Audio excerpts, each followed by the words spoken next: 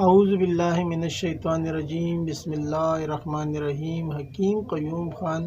کلیدی مطلب YouTube channel پر اپنے بھائیوں سے مخاطب ہے، اور آج میں اپنے بھائیوں کے لیے جو کمبینیشن لے کے آیا، یہ کمبینیشن خاص کر عورتوں کے لیے ہے، اور یہ ان عورتوں کے لیے ہے جس میں دودھ کی کمی ہوتی ہے، اور جو اس کے بچے ہیں وہ دودھ سے سیر نہیں ہوتے، یعنی اس کا جو بھوک ہے وہ ختم نہیں ہوتا۔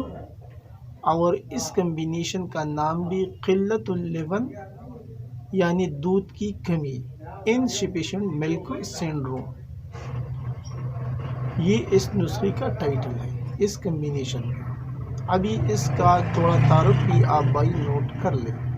پستانوں میں دودھ کی کمی واقع ہونا بظاہر تو کوئی تکلیف دہ بیماری نہیں ہے، البتہ دودھ پلانے والی ماؤں کو اس لحاظ سے بہت صدمہ پہنچاتی ہے کہ اس کی وجہ سے اس کے لخت جگر بھوکا رہ جاتا ہے، یعنی جو ریکوائرمنٹ بچی کی ہوتی ہے دودھ کی وہ پورا نہیں ہوتی۔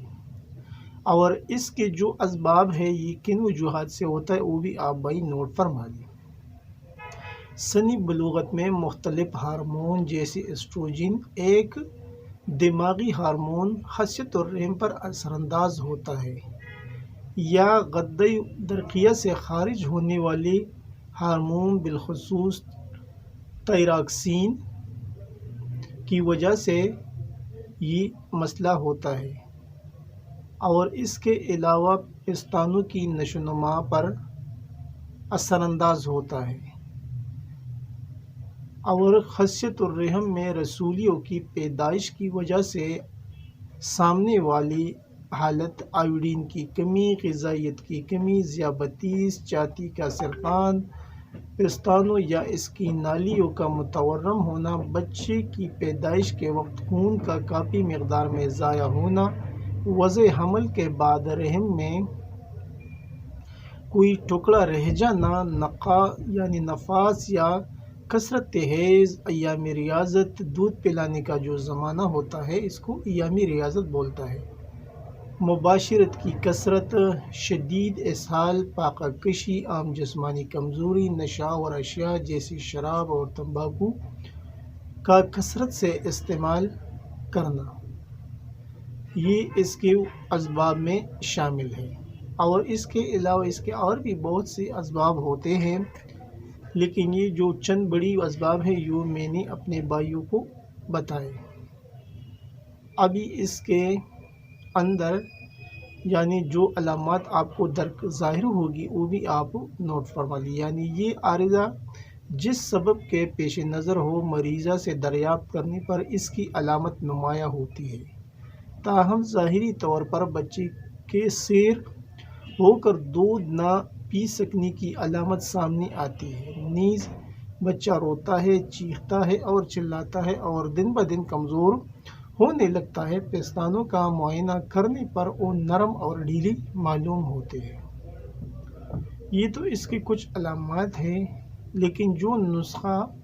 جو کمبینیشن ہے اس کو اگر آسان لفظوں میں یوں کہا جائے کہ جس عورت میں جو دودھ کی کمی ہوتی ہے یہ اس کے لیے استعمال ہوتا ہے۔ ابھی اس نسخے میں یعنی یہ جو نسخہ ہے یہ کن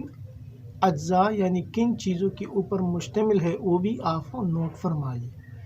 پہلے نمبر پر آپ کو لینا ہے یہ اکسیر جگر سیرپ، یہ قرشی والوں کا ہوتا ہے۔ بعد میں آپ کو لینا ہے خاتونی، یہ بھی آپ چیک کر سکتے ہیں، یہ بھی قرشی والوں کا ہے۔ اس کے بعد آپ کو لینا ہے معجون دبید الورد، یہ آپ کو لینا ہے۔ اس کے بعد آپ کو لینے خمیر گوزبان سادہ،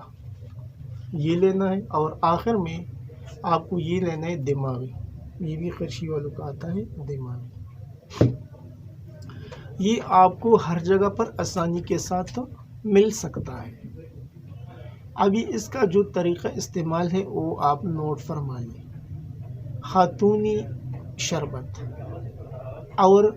معجون دبید الورد 1 چمچ چائے والا ہمراہ پانی کے ساتھ 2 ٹائم یعنی صبح اور شام خاتونی سیرپ 2 چمچ، صبح 2 چمچ، شام کو 2 چمچ، اور ساتھ میں معجون بید الورد صبح 1 چمچ اور رات کو بھی 1 چمچ ہمراہ تازہ پانی۔ اس کے بعد جو اکثری جگر شربت ہے یہ آپ کو لینا ہے دوپہر کے ٹائم۔ چائے کا 1 چمچ خمیر گوزبان سادہ کے ساتھ، یعنی دوپہر کے ٹائم آپ اکثری جگر 1 چمچ اور اس کے ساتھ میں خمیر گوزبان سادہ آدھا چمچ استعمال کرنا ہے، اور رات کو دماغی 1 چمچ لینا ہے، یعنی سوتے وقت آپ کو دماغی سے 1 چمچ چائے والا یہ آپ کو کھانا ہے۔ یہ کمبینیشن جو میں نے اپنے بھائیوں کو بتایا یہ خاص کر بہنوں کے لیے ہوتا ہے، اور یہ کمبینیشن کن اجزاء کے اوپر مشتمل ہے، کن چیزوں کے اوپر مشتمل ہے، وہ بھی میں نے اپنے بھائیوں کے سامنے رکھی اور اس کو میں نے ڈسپلے بھی کرایا۔ پھر اس کا جو طریقہ استعمال تھا وہ بھی میں نے بھائیوں کو بتایا کہ آپ اسے جو آپ کے پاس مریضی آتے ہیں، یعنی جو خواتین آتی ہے اور جس کو یہ مسئلہ ہے، تو آپ اسے اس طریقے سے استعمال کر سکتے ہیں۔ یہ ان حکماء کے لیے ہوتا ہے جس کے پاس کوئی نسخہ نہیں ہوتا ایمرجنسی کے طور پر۔ اگر کسی کے پاس کوئی نسخہ ہے بنایا ہوا دودھ بڑھانے کے لیے تو یہ تو بہت اچھا ہے، اگر کسی کے پاس کوئی نسخہ نہیں ہے اور کوئی پیشنٹ آتا ہے تو یہ آفت دے سکتا ہے۔ یہ بھی بہت اچھا کمبینیشن ہے اور کام کرنے والا ہے، کیونکہ اس کے اندر جو چیزیں ہیں وہ آپ اس کے نام سے آپ کو معلوم پڑے گا کہ یہ کس چیز سے بنتا ہے اور کہاں کہاں پر اس کا کام ہے اور یہ کن فوائد کے حامل چیزیں ہیں۔ تو آخر میں سب بھائیوں سے وہی ریکویسٹ